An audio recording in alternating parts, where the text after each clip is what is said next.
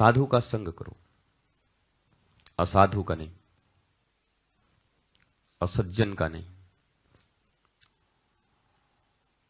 सज्जन का सीधा अर्थ होता है सत धन जन। जो जन सत में अवस्थित है, जो जन सन्मार्गी हैं, जो जन सत्य को लाइक करते हैं, सत्य को इनहेल करते हैं और सत्य को जीते और पीते हैं, उन्हें ही सज्जन कहते हैं। इंग्लिश में उन्हें जेंटलमैन कहते हैं।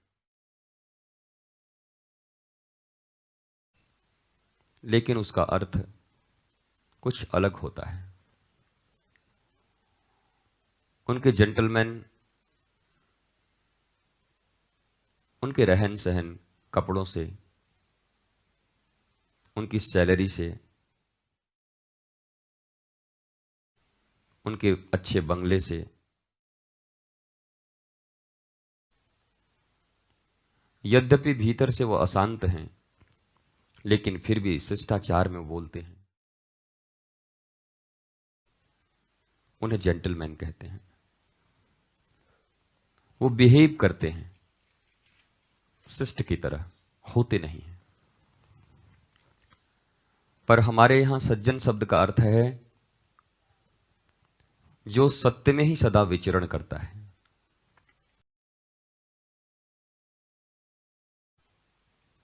और सत्य श्री कृष्ण है।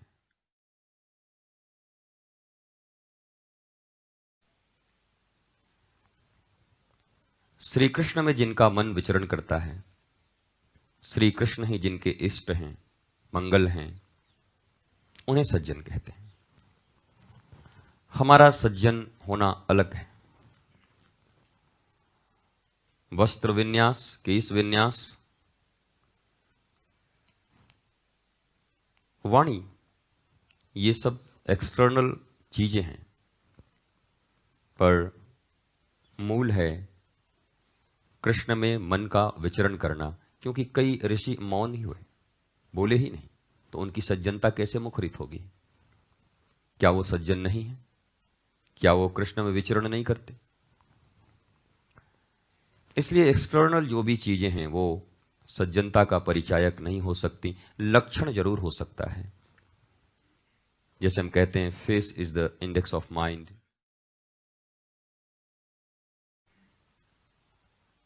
लेकिन वृंदावन के श्री काठिया बाबा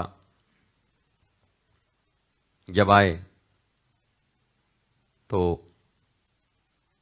अपने शिष्य के साथ बैठे। ओरछा के नरेश दर्शन करने आए। उस समय उनके फेस को तो देखकर लगता नहीं था कि वो काठिया बाबा इतने बड़े संत हैं। चेला से रोटी के लिए लड़ रहे थे। तो यह बात भी असत्य साबित हो गई कि the face is the index of mind. अमूमन ये नहीं भी हो सकता। काठिया बाबा को पहचानने से इनकार कर गए वो, उनके बिहेव से, उनकी वाणी से, उनकी चंचलता से, उनकी लड़ाई से, और शिष्य के प्रति उनका रोष एक रोटी के लिए। और राजा वापस चला गया। इसलिए फेस भी माइंड का इंडेक्स होगा ही होगा, ये कहना बहुत कठिन है कपट के युग में। क्योंकि भीतर विष भरा हुआ भी हो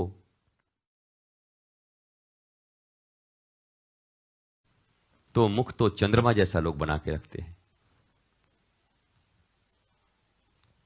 पुराने जमाने में विषकन्या कही जाती थी। चेहरे इतने सुंदर हुआ करते थे, हाव भाव इतना सुंदर हुआ करता था, उनके लटके झटके इतने असज्जन की तरह हुआ करते थे, और मैं कहूं एकदम सती की तरह कि कोई भी धोखा खा जाता था। और फिर अपने विष के प्रभाव से वो राजा को, सैनिकों को मार डालती थी। इसलिए फेस माइंड का इंडेक्स हो ही, यह जरूरी नहीं है। आप चाहें तो अभ्यास के द्वारा इसे छुपा सकते हैं। आईने के सामने एक दिन अभ्यास कर लो, भीतर से नफरत होने के बाद भी प्रेम का चेहरा बनाने का, वो बन जाएगा। अभ्यास अगर तगड़ा हो, और आप फिल्मों में देखते ही हैं, एक नंबर के लोभी, कामी, भ्रष्ट लोग, और कैसे ईमानदार का रोल कर लेते हैं, कोई पुलिस का रोल कर लेता है, कोई गांव की एकदम संस्कारी कन्या का रोल कर लेती है, जबकि एकदम नीलबटा सन्नाटा है वो, उसके बाद भी गांव की लड़की का रोल कर लेती है। और जो सचमुच की गांव की कन्या है, सीधी सादी, वो भी चक्कर खा जाते हैं कि इतनी सीधी मैं भी हूं कि नहीं।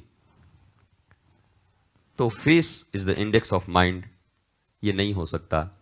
या आप अपने एक्टिंग से बदल सकते हैं, आप अभ्यास से इसे बदल सकते हैं। यह निहायत ही गुह्य निधि है आपके जीवन का, जिसे कोई नहीं पहचान सकता आपके सिवा। आप सज्जन हो, आप ही जान सकते हो।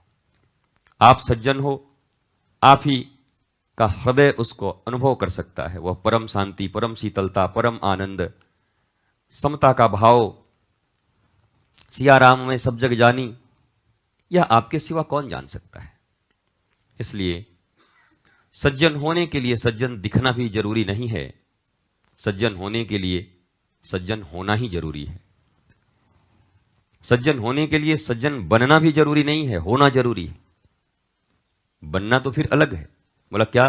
बोला आज वो राम जी बन रहे हैं, आज वो रावण बन रहे हैं, बोला वो आजकल आज वो ये रोल प्ले कर रहे हैं, आज वो थर्ड डाउन आ रहे हैं, आज वो ओपनिंग करने आ रहे हैं, बन रहे हैं।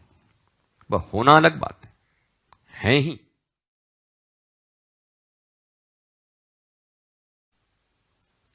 और ये होना ही आध्यात्म में माना गया है।